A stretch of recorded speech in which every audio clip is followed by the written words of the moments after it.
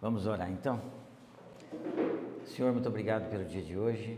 Eu queria agradecer pela vida de todos, queria agradecer pela oportunidade da gente estar junto aqui como igreja, principalmente nesse momento aqui, podendo ler a sua palavra e aprender um pouco mais sobre ela. Que o Senhor possa usar essa palavra de forma prática na vida de cada um de nós, que a gente possa entender e aplicar.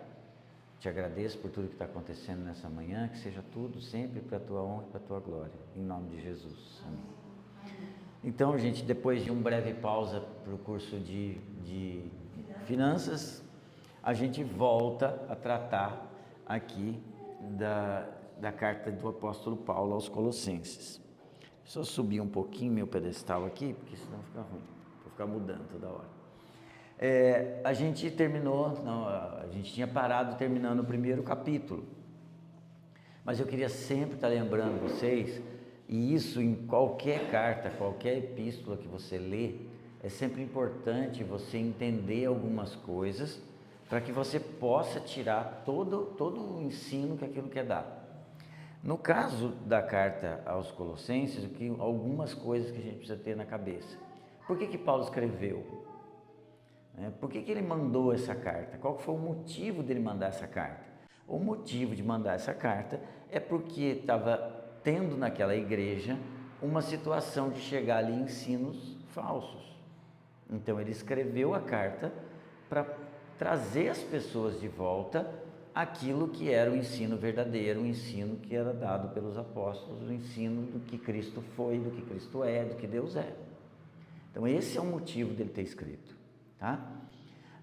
Lógico que quando ele escrevia uma carta com esse motivo, ele colocava várias coisas para poder fazer com que as pessoas conhecessem mais a respeito de Deus, mais a respeito do Evangelho. Mas o principal motivo é esse. Por isso que a gente diz que a carta aos Colossenses é uma carta que a gente chama de cristológica. É uma carta onde a ênfase à pessoa de Cristo é muito grande. Tanto que você tem aquele hino famoso que tem lá no capítulo 1, que a gente até canta, que é uma música do Projeto Sola que a gente canta. Chama até Colossenses a música, porque ela é tirada do capítulo 1 de Colossenses.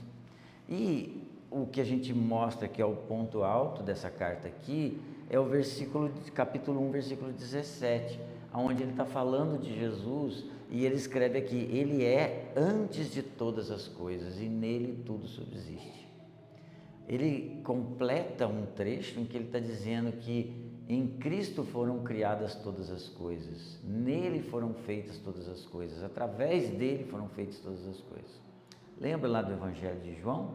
O Evangelho de João está dito: no princípio era o Verbo e o Verbo era Deus. Depois diz: todas as coisas foram feitas por ele, e sem ele nada do que foi feito se fez. No próprio Evangelho de João está escrito isso a respeito de Jesus, que todas as coisas foram feitas por ele, e sem ele nada do que foi feito se fez. Aqui Paulo está dizendo: ele é antes de tudo. Jesus é antes de tudo. Quer dizer então que os testemunhas de Jeová que estão dizendo que Jesus foi criado antes de todas as coisas, está certo? De jeito nenhum. Ele é antes de todas as coisas, ele não foi criado antes de todas as coisas. Ele sempre existiu, ele é o próprio Deus, na pessoa do Filho. E ele é antes de tudo e nele todas as coisas são mantidas. Então, estava tendo alguma coisa ali em Colossos, algum ensino que não é claro para a gente. Paulo não deixa claro qual é esse ensino falso. Se você pega uma outra carta, por exemplo, a carta aos Gálatas, Paulo também escreve para corrigir de um falso ensino, mas ali ele deixa muito claro que o falso ensino eram os judeus que estavam entrando no meio deles, judeus, dizendo que, olha, Jesus é Jesus, mas vocês precisam fazer tudo o que o judaísmo manda também. Então esse era o falso ensino. Mas aqui não está claro, mas é claro que existe um falso ensino. Outra coisa que a gente precisa ter na nossa cabeça é que esta igreja nunca tinha visto Paulo. Esta igreja não foi fundada por Paulo. Essa igreja, acredita-se, foi fundada por um discípulo de Paulo chamado Epáfras. Ele fundou esta igreja e acredita-se que ele fundou uma outra igreja próxima chamada Laodiceia. Você talvez lembre de Laodiceia por causa de Apocalipse, em que uma das cartas foi escrita para Laodiceia. Era próximo daqui, então acredita-se que Epáfras fundou essas duas igrejas, mas a gente não tem como ter certeza absoluta porque não está escrito aqui isso, mas acredita-se que foi fundada dessa forma. Então eles nunca tinham visto Paulo. Imagina o seguinte, eu vou escrever uma carta para vocês, para poder corrigir uma atitude de vocês, e você nunca me viu. Então, é meio esquisito, né? Você nunca me viu e eu estou escrevendo uma carta para você. Mas as pessoas, embora nunca tivessem visto Paulo, sabiam quem era Paulo. Sabiam porque Epáfras, que provavelmente foi o fundador da igreja, era discípulo de Paulo. Então, Epáfras deveria ter falado muito de Paulo. As pessoas tinham uma referência no mundo daquela época que Paulo era um homem de Deus, era um grande homem de Deus. E eles sabiam também que Paulo estava preso. Paulo, nesse momento, estava preso quando escreve essa carta. Onde que ele estava preso? Pode ser que em Éfeso, pode ser em Roma, a gente não tem certeza, mas ele estava preso. Ele estava preso e eles sabiam que ele estava preso porque ele estava pregando o Evangelho. Então esse é o motivo da prisão dele. Tudo isso está envolvido nessa carta. Quando a gente terminou o capítulo 1, se você abrir a sua Bíblia em Colossenses, capítulo 1, esse trecho que a gente vai ler hoje, nós vamos ler hoje o 2, do 1 ao 5, tá? Mas, embora a gente vá ler o 2 do 1 ao 5, esse trecho, ele começa no 1:23. Quando você vai no 1:23 até o 2:5, isso tudo faz parte do mesmo conjunto, tá? E se você olhar o versículo 29 do capítulo 1, eu não sei qual a versão que você tem aí, eu coloquei aqui a NVI, que está escrito assim: por isso eu me esforço, lutando conforme a sua força que atua poderosamente em mim. Isso é o que está escrito aqui na minha versão do 1:29. O Cássio, você pode ler a sua para ver como é que está? Para isso é que eu também me afadigo, esforçando-me o mais possível, segundo a sua eficácia que opera eficientemente em mim. Quando você lê o versículo 24, você vê que Paulo fala que se alegra no sofrimento. Alguém podia ler para mim o 1:24? Agora eu me sinto feliz pelo que tenho sofrido por vocês, pois o que eu sofro no meu corpo pela igreja, que é o corpo de Cristo, está ajudando a completar os sofrimentos de Cristo em favor dela. Aí você começa a entender que o que alegra Paulo em sofrer ou lutar, como está no versículo 29 aqui, é porque ele se alegra por aquilo que Deus, por proclamar Cristo, por proclamar aquilo que Cristo fez, e ele continua lutando para que as pessoas cheguem ao conhecimento e à maturidade. Quando você lê esse versículo 29, você vai ver agora, passa agora para o 2:1, e aí nós vamos ler do 1 ao 5, porque ele começa o versículo 1 do capítulo 2, aqui de novo na NVI, dizendo assim: quero que vocês saibam, só que quando você pega o original no grego, existe aqui, antes desse quero, uma palavrinha, uma conjunção que a gente chama, que liga as coisas, é um pois. O seu tem, né? Na NVI não tem. Lê o seu versículo 1. Gostaria, pois, que soubesses quão grande luta venho mantendo por vós, pelos laudicenses e por quantos não me viram face a face. Então, a NVI tirou o pois, mas a ARA mantém o pois. Então, esse pois é porque existe uma palavra ia, que aparece no original grego aqui, que é o pois. Quando você encontra, sempre vou repetir isso, você encontra sempre uma conjunção. Eu não sou muito bom de português, não sei se você é professor de português ou... português. Existe um termo em português chamado conjunção. Conjunção é uma palavrinha que a gente usa no português para ligar duas coisas. Então, quando aparece essa conjunção, pois, porque, significa que eu estou fazendo referência ao que eu disse antes. Então, quando ele escreve no 1 aqui, pois quero, isso aqui ele está pegando tudo que ele falou do 23 até o 29 e ele vai escrever agora esse de 1 ao 5. Ele está fechando um pensamento. Aí, então, o que ele fecha o pensamento? Quero que vocês saibam quanto estou lutando por vocês. Veja que no 29 ele não falou de lutar. Então, no 29 ele falou de lutar. Aqui ele continua com lutando.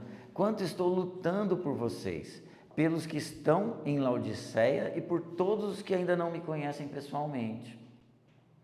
Esforço-me para que eles sejam fortalecidos em seus corações, estejam unidos em amor e alcancem toda a riqueza do pleno conhecimento, a fim de conhecerem plenamente o mistério de Deus, a saber, a Cristo. Nele estão escondidos todos os tesouros da sabedoria e do conhecimento. Eu lhes digo isso para que ninguém os engane com argumentos aparentemente convincentes, porque embora esteja fisicamente ausente, estou presente com vocês em espírito e alegro-me em ver como estão vivendo em ordem e como está firme a fé que vocês têm em Cristo. Então vamos lá. Esse trecho então começou no capítulo 1, versículo 23. Isso aqui é a conclusão, tá? E ele, na verdade, está retomando um ponto principal que ele já tratou lá no capítulo 1, que significa andar de uma maneira que agrade a Deus. Essa é a conclusão. Como andar de uma maneira que agrada a Deus. O objetivo, né, que ele coloca lá no 1 e 20, que ele vai colocar no 1:24, se você está com ele aberto aí você vê, é o mesmo que ele vai tratar daqui para frente, que é que todo crente seja completo em Cristo. Por que a preocupação de Paulo é essa? E por que a preocupação da igreja hoje é essa? Porque a gente só consegue não ser influenciado por coisas, por ensinos errados, quando a gente é fortalecido no correto.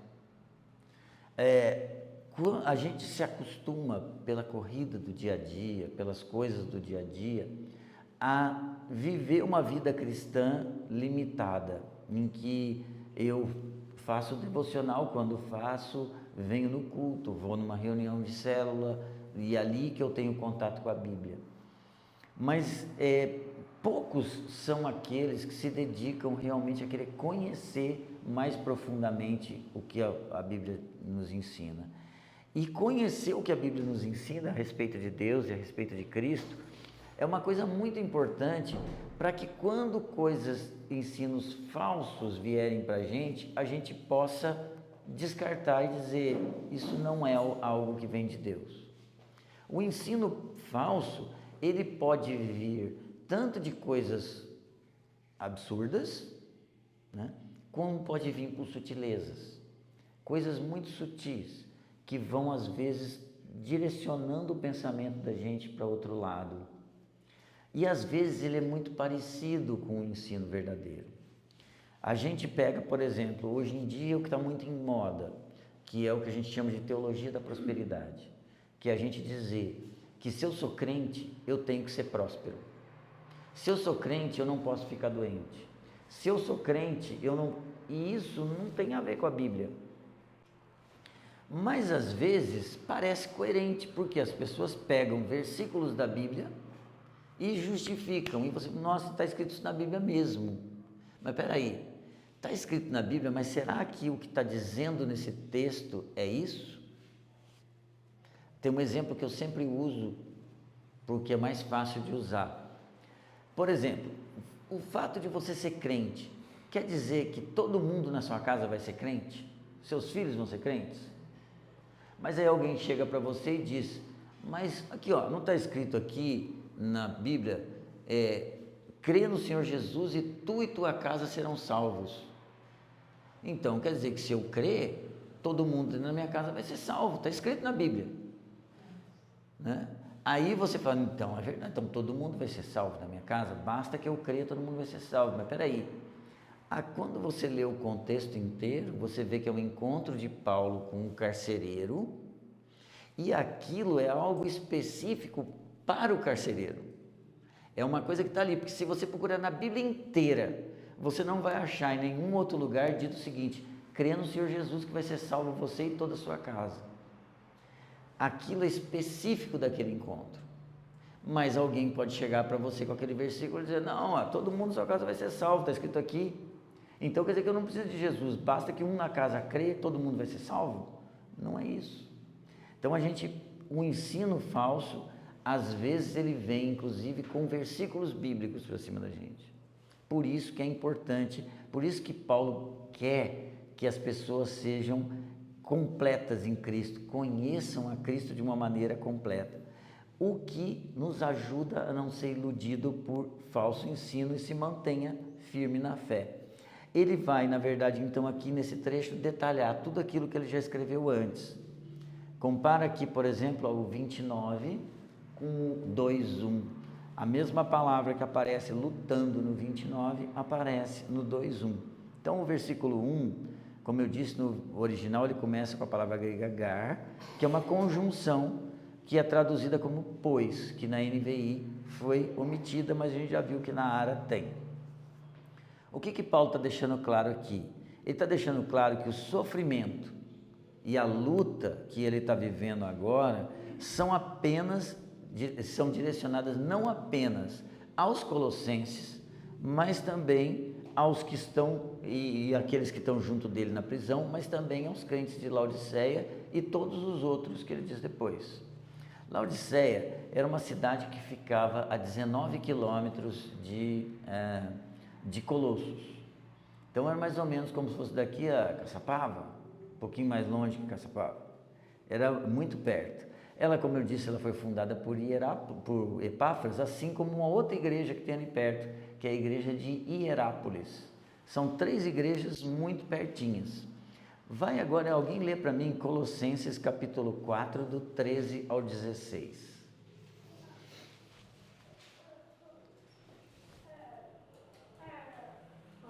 Pode? Pois eu lhe dou testemunho de que tem grande zelo por vós, e pelos que estão em Laodiceia, e pelos que estão em Hierápolis. Saúda-vos Lucas, médico amado, e Demas. Saudai aos irmãos que estão em Laodiceia, e a Ninfa e a igreja que está em sua casa.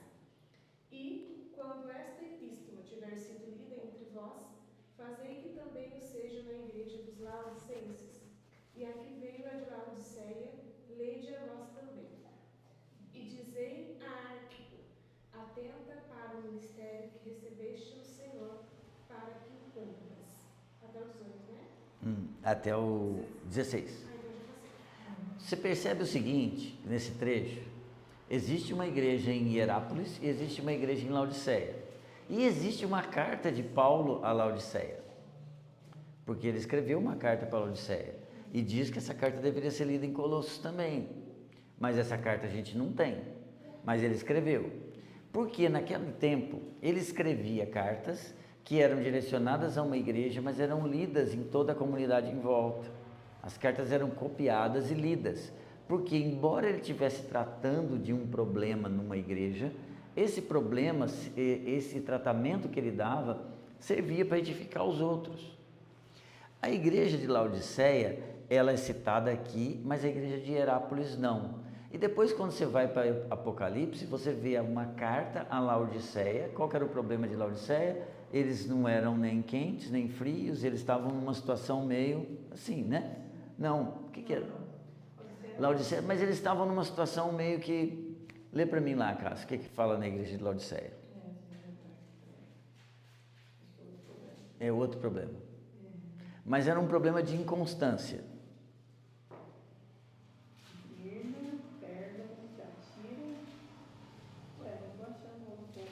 Tem. Eu sei que tem, mas não vou anotar.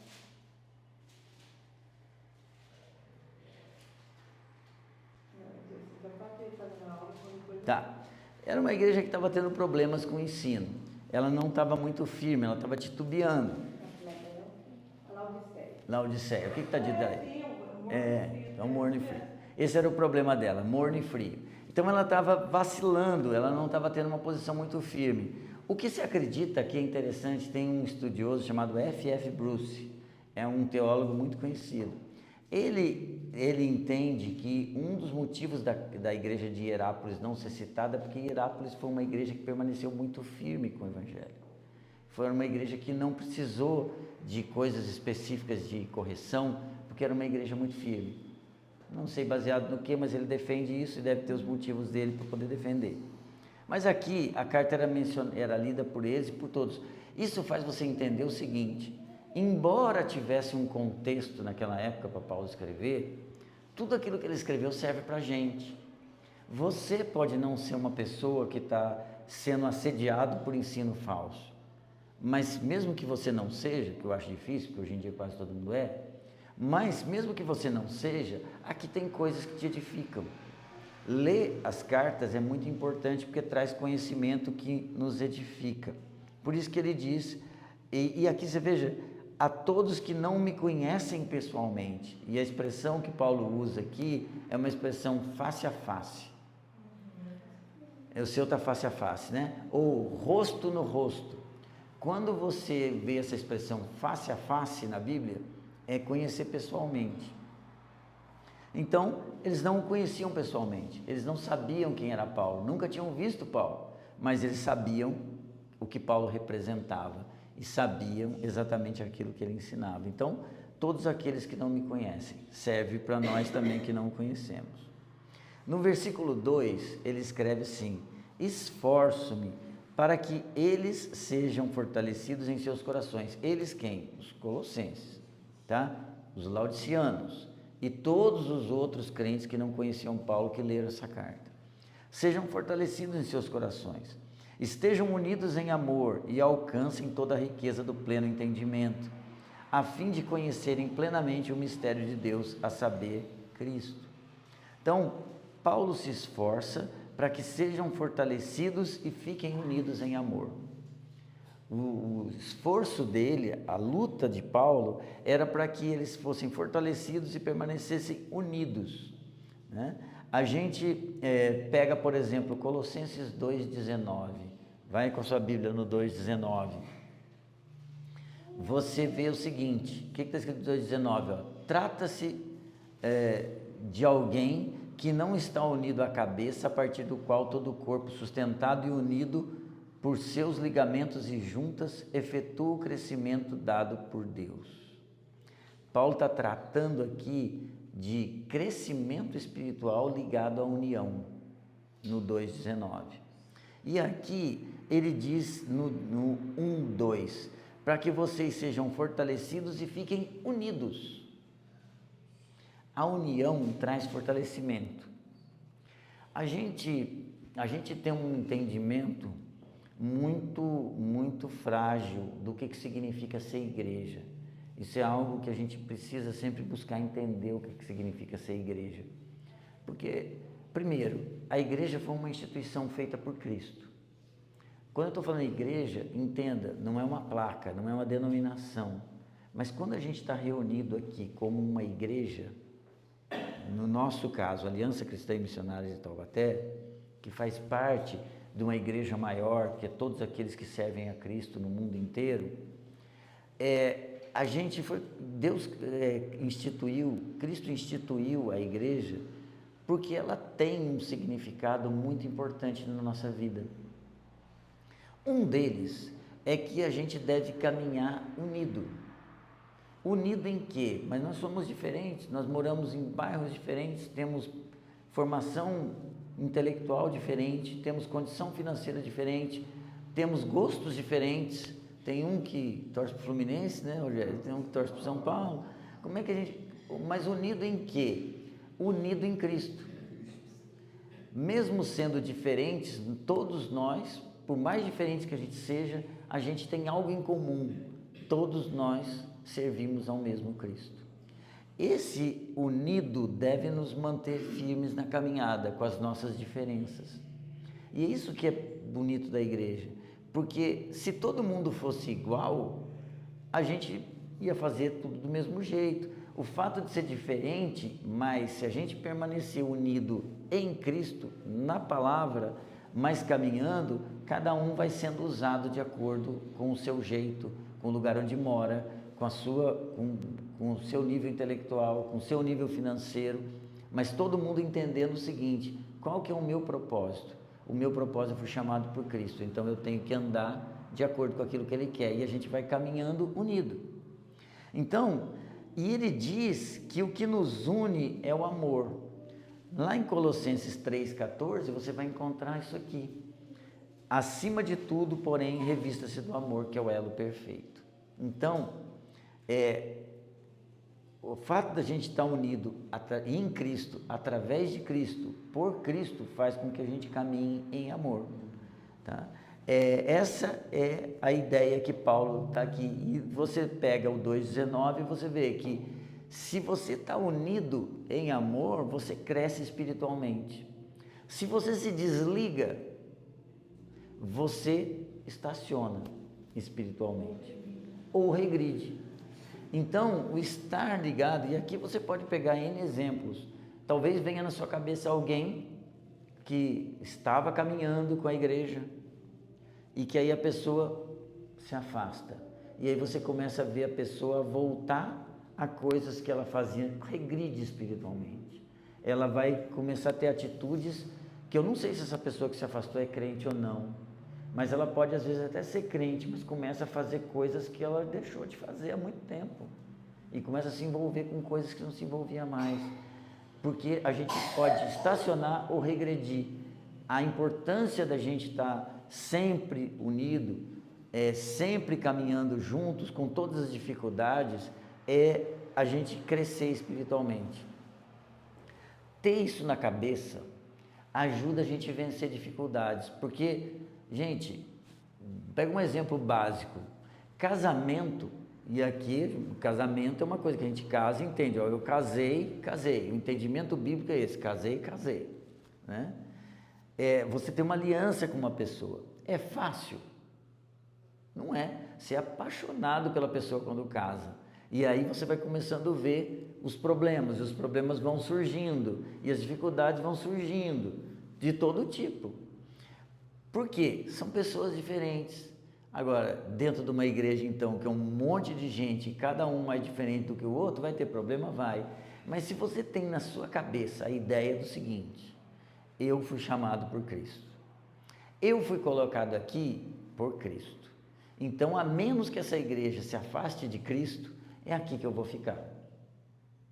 Se você tem essa ideia, ou a menos que Cristo me chame para servir em outro lugar de algo específico, é aqui que eu vou ficar. Então, isso ajuda a gente a vencer as dificuldades, a gente continuar caminhando e vencendo, porque às vezes você não tem vontade, mas você entende: eu não tenho vontade, mas eu sei que eu preciso, tá? Então, esse é o ensino que ele dá aqui. E ele diz que através disso, você vai alcançar toda a riqueza e pleno entendimento. Alcançar a riqueza e pleno entendimento não é resultado do amor, mas é resultado do conhecer mais a Cristo. Quanto mais a gente conhece de Cristo, mais a gente cresce em entendimento, né? E o propósito de Paulo, então, é que os leitores dessa carta, tanto os colossenses, quanto os de Laodiceia, quanto os de Hierápolis, quanto nós, conhecêssemos mais a Cristo. Porque ele diz que em Cristo, ele vai falar no versículo 3, estão escondidos todos os tesouros da sabedoria e do conhecimento. Então, em Cristo estão escondidos todos, né? Lembre que ele faz questão de colocar todos. Ele chama de tesouro. E tesouro de quê? Da sabedoria e do conhecimento. Então, Cristo é o único em quem tem que ser encontrado tudo o que o indivíduo necessita, a fim de entender a realidade espiritual e de levar uma vida que agrade a Deus. Se eu conheço mais de Cristo, e conhecer, biblicamente falando, não é simplesmente um conhecimento intelectual. Lembra, quando você está lendo lá o Evangelho, e ele usa a expressão conhecer, para, por exemplo, dizer que Maria não conheceu conheceu José até que Jesus nascesse. O que ela está dizendo com conhecer ali é ter intimidade. Então, quando ele está dizendo aqui, conhecer de Cristo é ter intimidade com Ele. Então, o conhecer de Cristo vai fazer com que você tenha uma vida que agrade a Deus. Então, esse versículo aqui, o versículo 3, é tido como o ponto alto da cristologia da carta aos Colossenses, aonde Cristo é o único em quem tem que ser encontrado tudo, tá? E ele diz ele faz referência a sabedoria e conhecimento. Sabedoria, ele se refere ao conhecimento prático, a habilidade de entender a realidade da perspectiva de Deus e agir de acordo com esse entendimento. Todos nós estamos vendo a realidade. A questão é a interpretação que eu faço da realidade. A interpretação, a sabedoria faz com que a gente olhe as coisas da perspectiva de Deus e não da nossa perspectiva. É quando você está lidando com problemas do dia a dia e você tenta olhar aquilo da maneira como Deus quer que você olhe e não da maneira como você quer olhar. E conhecimento, ele é o conhecimento mesmo, é uma coisa intelectual. E aqui no contexto, as coisas não é ligado conhecimento com sabedoria. Paulo não está querendo dizer que conhecimento ou sabedoria, ele está colocando que todo o tesouro do conhecimento da sabedoria está em Cristo. Então, quando você pega, por exemplo, a palavra tesouro, por que ele usou? Porque Paulo está querendo fazer uma referência aqui ao que está escrito lá em Provérbio. Quando você vai para Provérbio capítulo 2, aqui eu coloquei para vocês na NVI também, do 1 ao 8.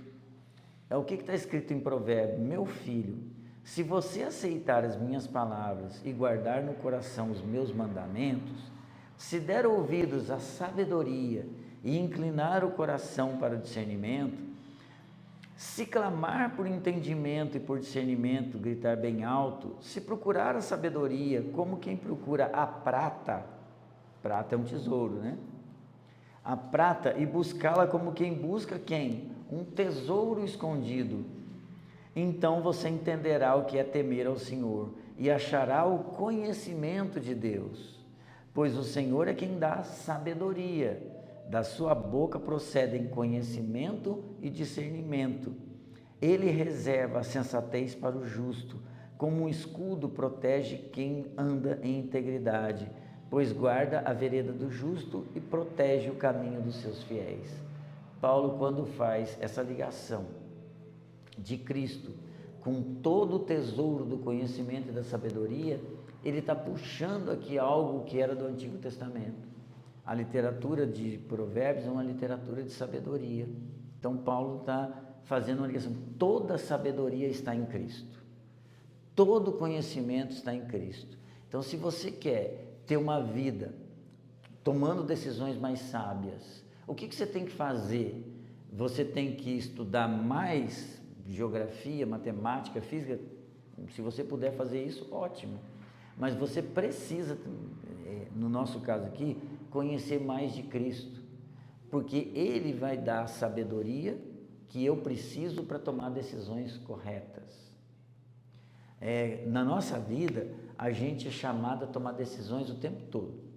Hoje, quando eu acordei de manhã, tinha que escolher uma camisa. Eu não sei se escolhi bem ou se escolhi mal, mas isso não faz diferença.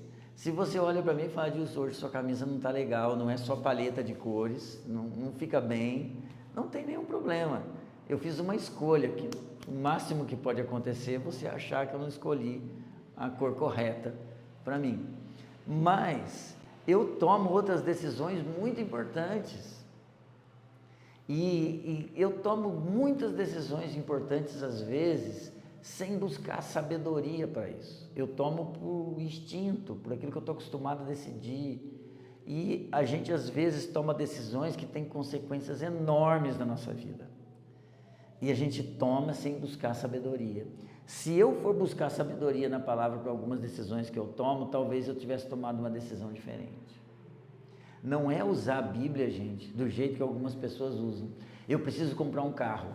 eu vou chacoalho a Bíblia, Senhor, fala comigo e abre, pega um versículo, então tá aqui, aí vou comprar o carro. Não é assim que a gente pede sabedoria para Deus.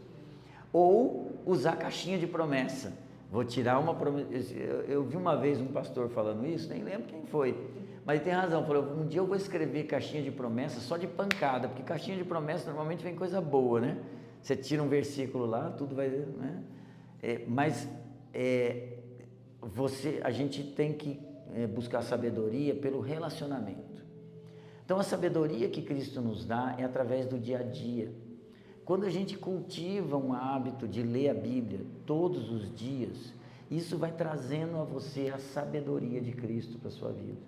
Aí compete a você. Diante de uma situação, você tem que tomar uma decisão. Você tem a sabedoria e a insensatez. Você pode decidir de maneira sábia ou de maneira insensata. A escolha é sua. Mas você tinha a sabedoria para decidir. As consequências virão depois. Então, toda a sabedoria está em Cristo. No versículo 4, Paulo diz assim: eu lhes digo isso para que ninguém os engane com argumentos aparentemente convincentes. Veja que essa é a primeira advertência que tem na carta aos Colossenses contra ensinos falsos. Porque Paulo está dizendo: ninguém os engane. Então, alguém estava querendo enganar alguém. E o argumento que eles estavam querendo usar era convincente, mas ninguém os engane. Então essa é a primeira advertência de tudo que ele disse a partir do 1:23. Qual que é o antídoto então para ensinos aparentemente convincentes? Cristo. É você saber que Cristo está acima de todas as coisas, é querer buscar nele aquilo que eu preciso. Então preste muita atenção na sua vida com argumentos aparentemente convincentes. E aqui eu queria falar uma coisa para vocês. Tem dois tipos de argumento convincente que são perigosos. Um é das pessoas lá fora. Aqui nós estamos falando com crentes que já têm um tempo de caminhada. Não estou falando com nenhum novo convertido aqui. Então a gente já tem conhecimento suficiente para não ser enganado por essas coisas. Agora, tem um tipo de falso argumento que é muito perigoso, que é o que vem de dentro. Quando a gente quer algo e a gente busca, muitas vezes, até dentro da Bíblia, justificativa para fazer algo que eu já decidi fazer. Eu não sei se isso já aconteceu com vocês em alguma situação, mas isso é humanamente muito comum. Eu quero fazer algo, aí eu já decidi. Aí eu começo a buscar argumento para aquilo. Eu começo a buscar simpatia das pessoas para a minha causa. Eu começo a buscar argumentos, às vezes, bíblicos para aquilo que eu quero fazer. Eu começo a buscar todo tipo de justificativa para aquilo que eu quero. Mas tem que estar muito claro para mim o seguinte: aquilo é algo que é sábio ou não é sábio? Porque se vem de Deus é sábio, se não vem de Deus é insensato. Então, essa é o perigo que a gente corre. E aí, ele vai terminar no versículo 5 um porquê. Quando ele termina com um porquê ou com um pois, ele está de novo, como eu disse, fazendo referência ao que ele disse antes. Então, no versículo 5, ele fecha esse contexto aqui todo. Porque, embora eu esteja fisicamente ausente, isso eu já falei para vocês, estou presente com vocês em espírito. Alegro-me ver como vocês estão vivendo em ordem, como está firme a fé que vocês têm em Cristo. Espera aí, Paulo. Você está escrevendo uma carta para eles porque eles estão sofrendo ameaças, estão tendo um ensino falso, e você está dizendo que a vida dele está em ordem e como está firme a fé que vocês têm em Cristo? Sim, porque o que se entende aqui é que Paulo está, na verdade, trazendo para eles algo preventivo. Como diz um teólogo, é uma vacina, não é um antibiótico. Não é que o ensino falso tinha contaminado a igreja, mas é que o ensino falso rondava a igreja. Então ele escreveu uma carta para chamar atenção para eles prestarem atenção e não caírem naquilo. Não se trata de uma correção para alguém que estava andando errado, mas uma prevenção para que eles não fossem por aquele caminho.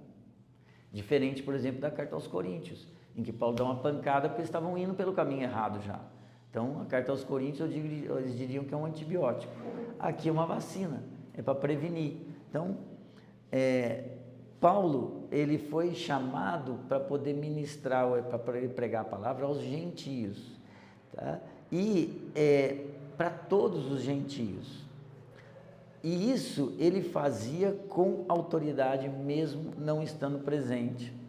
A palavra que foi traduzida aqui como espírito, na sua Bíblia também está com espírito minúsculo, Cássio? É engraçado porque no grego não existe essa questão de maiúsculo ou minúsculo, tá?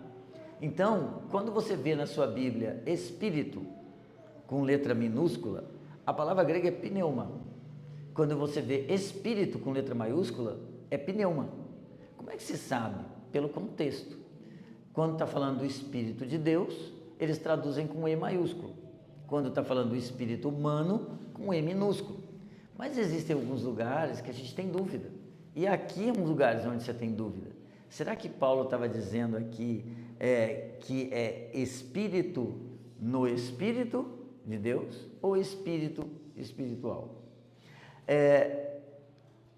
O que se tem pelo contexto é que talvez Paulo estivesse fazendo referência ao Espírito de Deus, porque o contexto da frase, ele diz o seguinte, que não é o seguinte, eu estou com vocês em espírito, como diz, eu estou lembrando de vocês nas minhas orações, eu penso em vocês todos os dias, não é isso, é sentido de identidade. O contexto que ele escreveu, eu sou um com vocês. Então, seria presente com vocês em espírito, seria como se ele dissesse, nós estamos unidos pelo mesmo espírito. Eu estou com vocês, nós estamos juntos. Então, é algo muito além de simplesmente dizer, eu estou orando por vocês, ou estou pensando em vocês. Nós realmente estamos ligados por esse espírito, e alegro-me ver como estão em ordem, porque realmente eles estavam vivendo, tá? A afirmação então de Paulo nesse alegro-me é tendo em vista uma preocupação com falsos ensinos, mas a igreja ainda não tinha sido contaminada. Como eu falei, a epístola é uma vacina, não é um antibiótico. A partir da semana que vem, a gente vai ter que pegar um trecho enorme, que vai do versículo 6 até o capítulo 4. E a gente vai tentar organizar isso de uma forma que a gente possa tirar pontos importantes. Mas do versículo 6 do capítulo 2 até o final da carta é um assunto só que Paulo está tratando até a saudação. Mas a gente vai tirar as coisas que tem importantes ali. Se alguém quiser falar alguma coisa ou perguntar alguma coisa, eu desligo a gravação para você não ficar acanhado.